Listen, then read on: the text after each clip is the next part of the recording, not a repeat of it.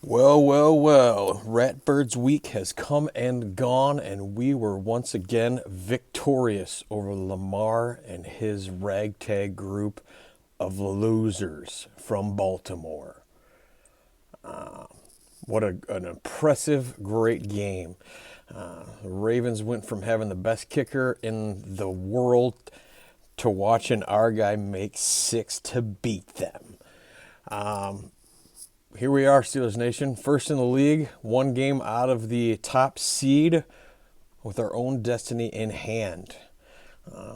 We win out, we get the bye. That is a long way down the road. We still have 7 games to go, but there is hope. A hope we haven't had in a long time since Jesse James caught that ball to have the number 1 seed. Anyways, let's get into the breakdown. Offensively, I'm going to start there. Not a lot to talk about. Russell Wilson had a very mediocre pedestrian game, 23 of 36, 205, 1 interception. Interception wasn't really his fault. You got a 6'8", 300-pound tight end that you're throwing the ball up to. He's got to get off his feet. I don't know what he was doing. He just watched the ball sail over his head. Put a hand up, dude. That's all you got to do. But Darnell Washington, I mean, he has this is his first year really being incorporated in the passing game, and he had 2 huge catches besides that one. So I'm going to let that slide. As far as rushing goes, the Ravens had, I believe, they had like the top-ranked rushing defense in the league, and we did, what you would do against top-rated rushing defense in the league. Najee got 18 carries, 63 yards, not the greatest. Jalen had 9 for 41. We did sneak a little Justin Fields in there to get 2 carries for 17 yards and a slide a yard and a half short of the first down, but we capped that off and we finished off the game there. So rushing looked really good as far as you can do against this team. This is throw out the stats, throw out the record books. When these two teams meet up, it is epic. Receiving, rough day.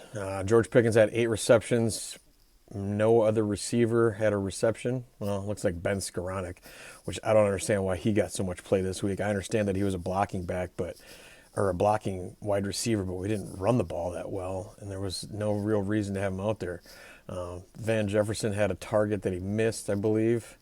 Other than that, Calvin Austin had 2. Well, I guess he had a catch. But that one for a negative yard. I'm not sure what's going on with Mike Williams. I don't know why they bring a guy. I understand last week he only had the 1 play. But you bring that type of guy in, you want him to, especially after a week of getting to know the playbook, he needs to be out there more than he was. But we did enough. We drove the ball enough to get 6 field goals and to win the game. Didn't turn the ball over except for that 1 pick. So the offense looked decent. For the first time in a long time. Defensively, we came into this game like we always do. They had 2 MVP candidates, and we held them both in check pretty well. I'm not sure what the deal was with Derrick Henry only getting 13 carries. It wasn't, we stopped him up pretty well. 13 carries for 65 yards. Obviously, that's a 5-yard average, but he had 1 31-yard run. You take that out 12 yards or 12 carries for 34 yards. That's a better average. He did have that early fumble. That was huge for us. Picked us up, and then we kept Lamar in check for the most part too. He had a few design runs that, when your secondary is dropping back to cover the wide receivers because you want to stop them from making big plays. You're going to get big runs out of your quarterback, especially a guy like Lamar Jackson. You got to just kind of not necessarily negate those, but keep those in check and don't let him get too crazy. Justice Hill, the third down back, their long yardage back, their receiving back, had a couple carries. As far as receiving goes, I think their receivers didn't really have too many receptions either. Looks like 2 for Zay, 2 for Bateman. Other than that, I'm not even sure who Tylan Wallace is. But they had the one big touchdown catch at the end. Other than that, we had the fumble on Isaiah Likely at the end. Patrick Queen had a huge day against his former team, strip and recovery on that. Covered sideline to sideline coverage. Did well. The middle linebacker position has been very weak for us for years, and we finally have three that I'm really happy with. You got Wilson and Queen can cover sideline to sideline, so you get them both out there in passing downs, and then Landon Roberts. Just what can you say about the kid? He's a run stopper. Nick Herbig, huge. Had that fumble caused that fumble against Henry early on. He stepped in for Highsmith beautifully. Didn't have a lot of sacks, but had some decent pressures. Same thing can go for T.J. Watt. He had the one sack, but I think he chased Lamar out of bounds, so it wasn't very memorable. Had that huge hit on Henry in the backfield.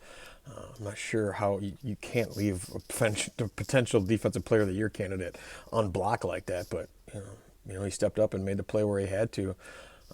Larry Ogunjobi stepped up huge. He was a big in the run game. 5 tackles for him. And then, just the ball hawks, we didn't have too many big plays receiving, and Joey Porter did well. Deontay Jackson, he wasn't quite expected to play. He came out, had a good game, wasn't a liability at all with the hamstring injury, and just overall stout defense, holding a team like this that was averaging, I think, 31.8 for the year to 16 points. There's nothing more you can do. It's the bend but don't break type of defense that we've always had. But we didn't even bend that much. They didn't get close enough. I mean, they had 2 missed field goals out of Tucker, which, woof, that guy's falling off in a hurry. All right, on to special teams. I've covered a couple times already how Justin Tucker just, kind of spit up on himself. 1 for 3. What is he playing for the Orioles? 1 for 3 playing for the Orioles here. He did make a 54-yarder, but he missed 2. I wouldn't say they were chip shots. I think one was 57, one was inside 40. But you got to give credit to Danny Smith there. We blocked a few field goals this year, so these kickers are watching. They got to see where they can get their advantages, and they don't want to get that kick block. So if they got to, take an outside route over the line and kind of miss the field goal wide, that's Danny Smith is coaching those guys up really well. As far as Chris Boswell, I mean, dude, what can you say about him? Got to be in the MVP conversation right now, especially after this game. You had 2 MVP candidates, and we shut them down, and then our guy hit his second 6-for-6 day. Only kicker, I believe, in the league to ever have 2 6-for-6 games in one season. The guy won a playoff game going for 6-for-6 as well. So, you guys all anointed Justin Tucker the best kicker ever. While Chris Boswell was quietly, outside of 1 year, I think it was like 2017, 2018, somewhere around there, where he had a real rough year. He's been really consistent. I mean, he missed 1 field goal this year. It was a 62-yarder at the end of the half. It was just kind of a throwaway attempt to try to get points, and that was, it had the leg. It was just wide. He kicked it in Acrisure. And you can't, I think the longest in Acrisure is 57. So that's what that is. And then as far as punting, Crow Swayman had a good day, 4 punts, along a 71, 1 inside the 21 touchback. You can't squash anything about that. And then Kelvin Austin just had a couple returns. Overall, huge win to beat the Ratbirds.